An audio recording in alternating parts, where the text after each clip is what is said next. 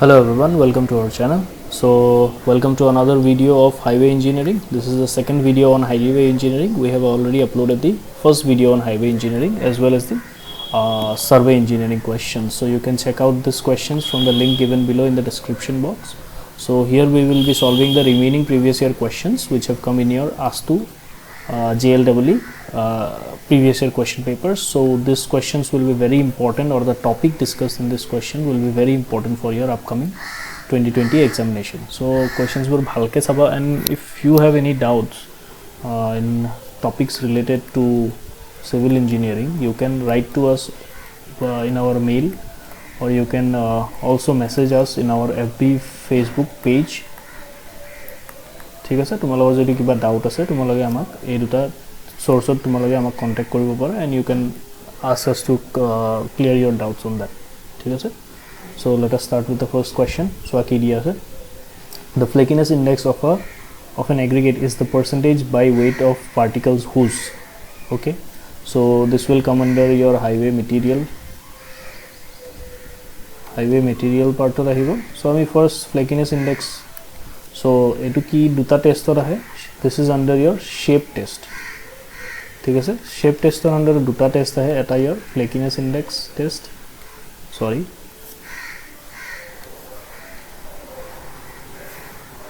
এটা কি হয়, এটা হয় flakiness index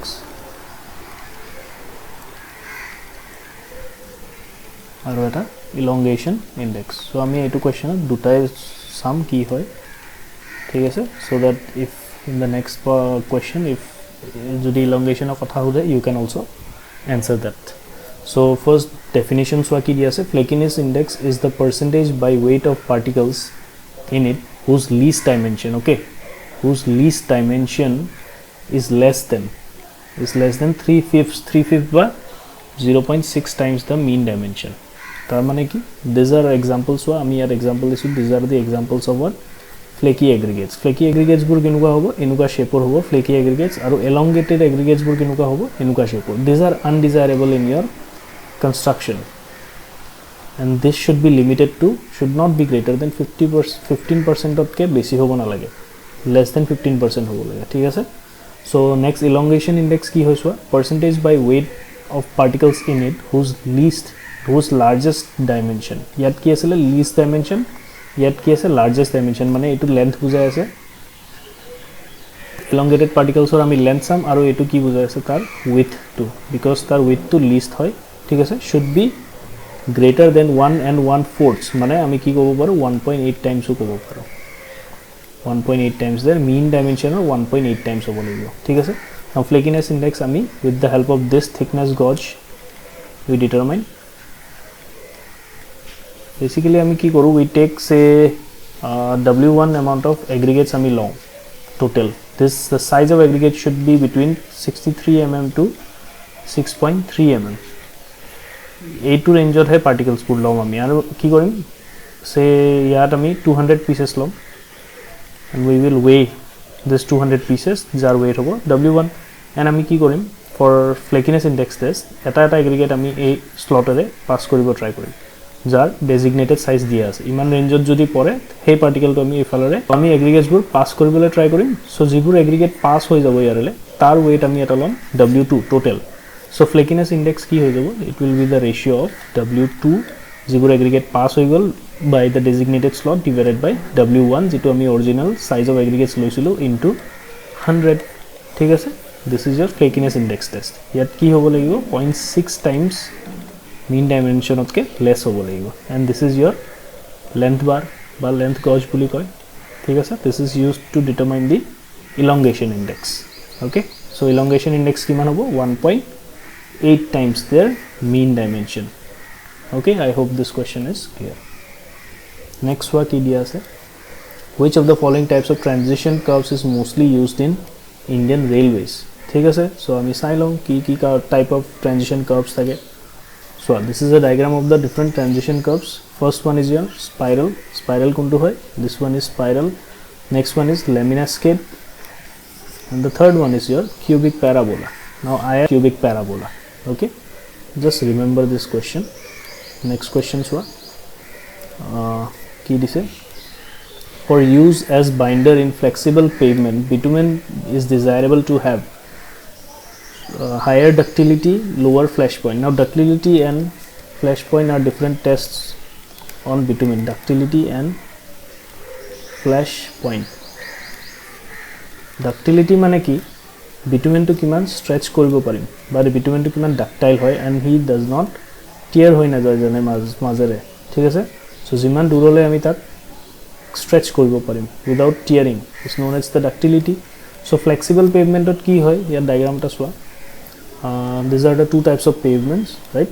This is the example of flexible pavement and this is the example of your rigid pavement. Flexible pavement to আমি জানো চাৰিটা লেয়াৰ থাকে তলৰ লেয়াৰটো কি বুলি কওঁ আমি it is known as the subgrade layer.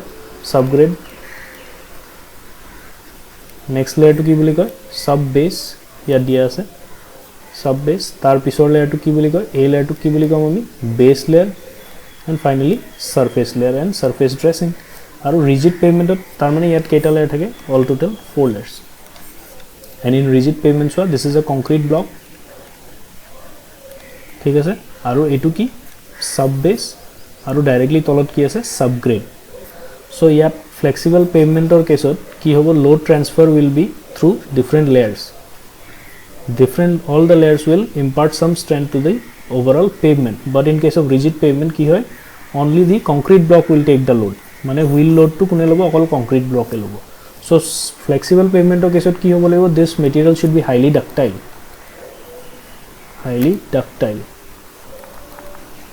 কিয় ductile হ'ব লাগিব because repetitive load আহিব wheel load বোৰ কি হয় repetitive.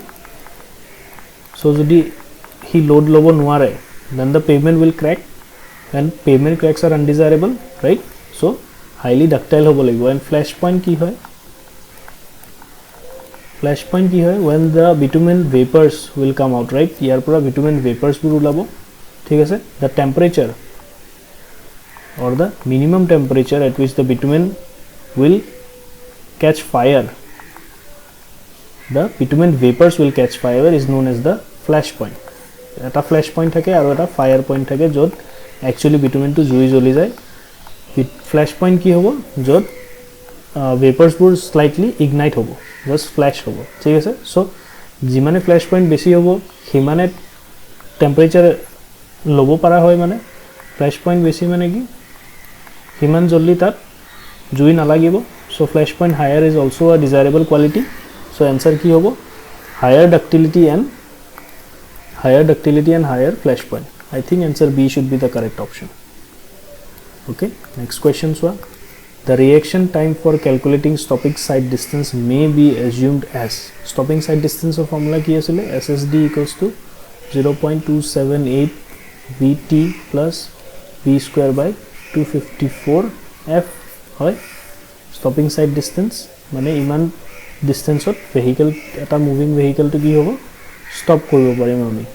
Suppose eta manu ase this will be my stopping side distance, the distance which is visible to the driver along the road in which it can apply the vehicle brakes and it can stop the vehicle ঠিক আছে. তাত আমি driver reaction time কিমান লওঁ 2.5 seconds লওঁ. this value is given by IRC ঠিক আছে. next question swa the critical combination of stresses for corner region of a cement concrete road. so cement concrete মানে কি rigid pavement কথা কৈছে.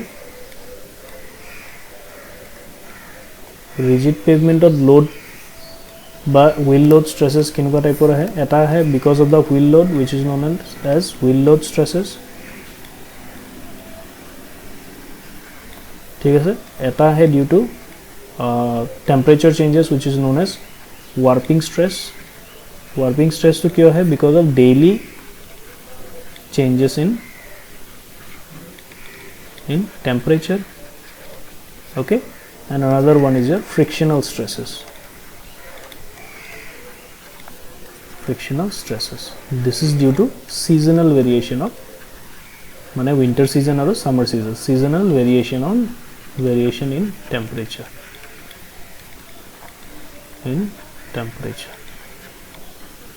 ঠিক আছে. and we know what the the frictional variation or the frictional stress for your corner region is 0. কৰ্নাৰত কি হয় suppose এটো slab হয় ঠিক আছে কংক্ৰিট স্ল্যাব এটো হয় দিস কৰ্নাৰ ৰিজনস বোৰত কি হ'ব the frictional stress is 0 বাকি stresses থাকিব তিনটা critical position আমি লও এটা কি corner one is edge and one is center ঠিক আছে কৰ্নাৰত কি হয় অকল frictional stresses 0 হয় but কি থাকিব load stress থাকিব মানে wheel load stress থাকিব and warping stress থাকিব so option C should be a correct option ঠিক আছে because frictional stress না থাকে in code in corner region বুলি question না আমার question okay so the next question is in computation of the expected traffic repetition over the design life of a flexible pavement the following factor is used for converting the number of commercial vehicles into standard axle load commercial vehicle মানে কি এটা road different types of vehicles will be there so different types of vehicle or different axle load hobo ঠিক আছে in order to convert all these different types of load to a single to a standard axle load we use what we use the vehicle damage factor so that our calculation is easy so আমি চাইলাম definition to কি হয় vehicle damage factor so I add ki this vehicle damage factor the vehicle damage factor is a multiplier for converting the number of commercial vehicles of different axle loads to an axle configurations to the number of standard axle load মানে কিয় আমাৰ easy হৈ যাব right different classes of vehicles suppose busor axle load beleg passenger caror axle load beleg এটা এটাকে আমি load calculate কৰিবলে বেছি অসুবিধা হ'ব so আমি কি কৰো we convert this axle loads to a single or a standard value which is given to us by the vehicle damage factor next আৰু এটা চাইলৱা কি হয় lane distribution factor আমি কোড ইউজ কৰো in order to distribute the transverse distribution of vehicle across the width of the carriageway etu jodi carriageway hoy so vehicle jano eta rastare goi thakibo maximum vehicle jodi efalore goi thake etu side re joa ami load to distribute koribo lagibo across this width of the roadway so which factors help us to do this gute load to gute width to evenly distribute koribole lane distribution factor ami use koru so and this formula is given to us for calculating the design traffic basically eita factor ulao kyo in order to calculate the design traffic now design traffic formula ki dia ase n mane ki cs denote koru ami cumulative standard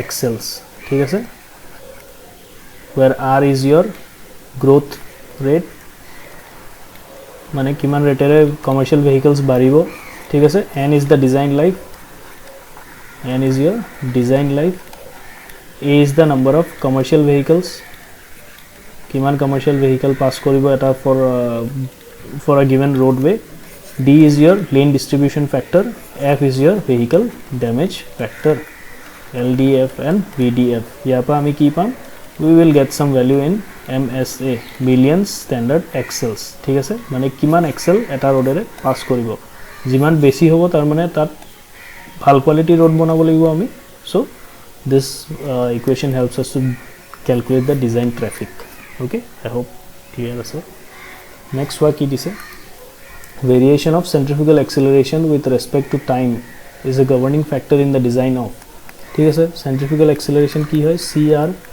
which is given by IRCS kiman 80/75 plus V where V is the design speed of the vehicle centrifugal ratio ami code use koru in order to design the length of transition curves or valley curve use koru length of transition curve ঠিক আছে কি হয় formula to ls equals to v cube by cr where c is your centrifugal ratio r is the radius of the curve and v is your design speed ঠিক আছে ইয়াৰ পৰা আমি যেটো value পাম that will be the length of the transition curves or the valley curve দিয়া আছে ইয়াত ঠিক আছে next one so next question what ki diya ase average time headway between vehicles at a point on a road is given by so average time headway ki hoy ami sai long definition to so ki diya ase time headway is defined as the time difference between any two successive vehicles when they cross a given point ta mane ki suppose this is one vehicle and this is another vehicle which are moving in the same direction thik ase along a given lane same lane of jabo and in the same direction thik ase suppose this is one point which we are considering random point eta loisu ami say xx so a jikono eta point or ki koise the difference between any two successive vehicles when they cross a given point time difference mane ki a vehicle to a point to cross korile so a vehicle to a point to cross koribole kiman time lagibo thik ase that time difference between the vehicles will be known as the time headway duta vehicle karone long time headway mane ki hoy jabo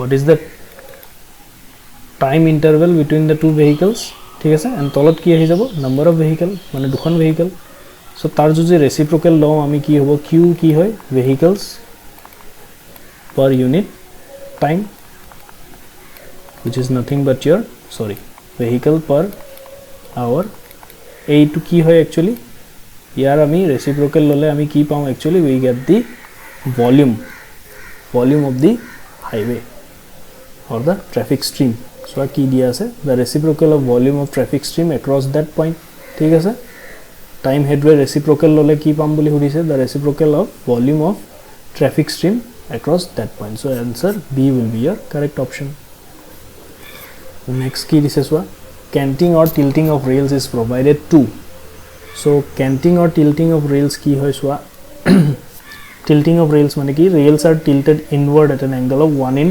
20 tar mane a rail hoy to ki inward ami eta tak tilt disu kiman 1 in 20 in both direction so this inclination is known as the tilting of rails eta thake ki coning of wheels mane ki jot ami train or wheel burok kon koru thik ase same inclination diu that is known as coning of wheel but this is known as tilting of rails jot ami rail to incline dim kiman angle of 1 in 20 kyo dim in order to reduce wear and tear on the rails as well as on the tread thik ase so options wa kuntu hobo handle ballast under rails no remove dog spikes no correct track alignment no avoid eccentric loading at the inner rails eccentric loading hole ki hobo wear and tear hobo so answer D option D will be your correct option next wa ki dise concept of windrows considered in the design of airport is based on okay so windrows diagram to I hope tumalage dekhisa so windrows diagram or pura ami ki kom pau mainly amar suppose this is my runway ঠিক আছে এটো মোৰ runway যত এয়ারপ্লেনস পুর take off and landing করে ঠিক আছে ইয়াত ডিফারেন্ট টাইপস অফ উইন্ড আহিব পারে সাপোজ উইন্ড ভেলোসিটি v আহে ইয়াত ঠিক আছে উইন্ড ভেলোসিটি v আহে তার কম্পোনেন্টস কি হবো এটা component will be across your runway so a to across wind direction to আমি কি বলি কও it is known as cross wind আৰু এটা কি আহিব এটো ডাইরেকশনাল উইন্ড আহিব which is known as headwind ঠিক আছে হেডউইন্ডে আমাক হেল্প কৰে সাপোজ ইয়াৰ পৰা ভেহিকল আমাৰ এয়াৰপোৰ্টত নামিলে প্লেন সো ইয়াত কি হ'ব সোৱা তুমি যদি নামে ইয়াত কি হ'ব যদি উইন্ড টু এটো ডাইরেকশনলে ফ্লো কৰে তেতিয়া কি হ'ব there will be a automatic braking applied because of the wind resistance of কাৰণে কি হ'ব brakes applied হৈ যাব so it is good so headwind is good for us but crosswind থাকিলে কি হ'ব it will try to skid the vehicle or skid the airplane outside ভালকে আমি ল্যান্ড কৰিব নোৱাৰিম যদি crosswind বেছি থাকে so আমাৰ মেইন অবজেক্টিভ কি হ'ব in order to minimize this crosswind and align the direction of the runway towards the headwind so ঠিক আছে আমি চাই লওঁ windrows diagram কি থাকে windrows diagram this is an example of windrows diagram দুটা টাইপৰ থাকে type 1 and type 2 difference to কি type 1 ত আমি কি গম পাওঁ type 1 ত আমি your direction of wind and duration of wind. And type 2 আমি কি গম পাওঁ, we also know the intensity of wind along with intensity of wind গম পাওঁ, মানে কিমান ইন্টেন্সিটিৰে wind flow কৰি আছে আৰু লগত আমি direction of wind and duration ও গম পাওঁ. Now this is an example of type 1. This is an example of type 1 windrows diagram. ইয়াত চোৱা কি কৰিছে, নৰ্থ ইষ্ট এটা কোৱাড্ৰেন্ট হ'ল, তাক কিমানটা ডিভাইড কৰিছে 1 2 3 4, ঠিক আছে। তাৰ মানে এটা কোৱাড্ৰেন্টক 4 ভাগ কৰিছে, তাৰ মানে টোটাল কিমান হ'ব, ইয়াত 8টা ভাগ হৈ যাব, ইয়াত কিমান 12টা, ইয়াত 16টা। সো 16 পাৰ্টস কৰিছো আমি এটা সাৰ্কেলক, আৰু ইয়াত 5 10 15 মানে কি বুজাই আছে, পাৰ্সেন্টেজ বুজাই আছে।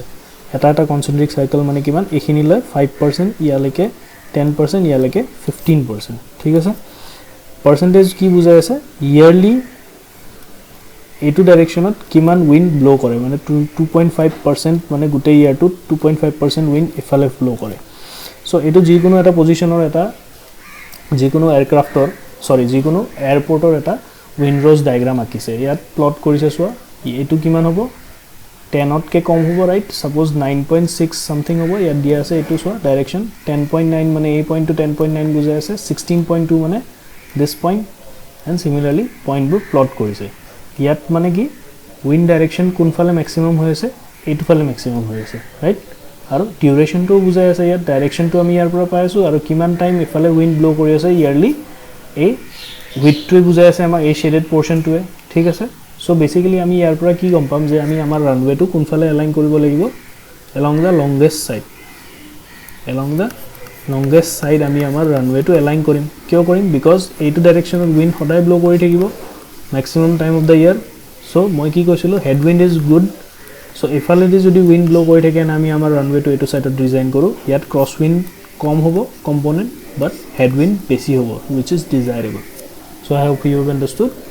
এনচাৰটো কি হ'ব, so a graphical representation of direction, duration and intensity of wind নহয়, graphical representation to indicate maximum permissible crosswind নহয়, graphical representation to indicate wing configuration নহয়, graphical representation to indicate length of নহয়. So your first option will be your correct option because it is not mentioned which type of windrows diagram. Type 1 বুলি ক'লে আমি জানো intensity নাহে, type 2 বুলি ক'লে intensity included হ'ব, so A will be your correct option, ঠিক আছে। মই ফাৰ্ষ্টতে নহয় বুলি ক'লোঁ কিয়, because I was thinking of type 1, ইয়াত মেনশ্যন নাই কৰা। So' your direction, duration and intensity both will come under your type 2 wind rose diagram. মই এক্সাম্পলত দিলোঁ তোমাক type 1, you can check out for type 2 also', okay. So' this is the end of the video'. Thanks a lot for ৱাচিং our video'. I hope the video' was helpful to you all. চ' কিবা যদি বেলেগ doubt থাকে তোমালোকে মোক comment ছেকশ্যনত ক'ব পাৰা, বাট also you can email the doubts to us. So if you like the video, do press the like button, share this video with your friends and family, subscribe to our channel, and thanks a lot from Team CSL. Thank you and keep watching our videos.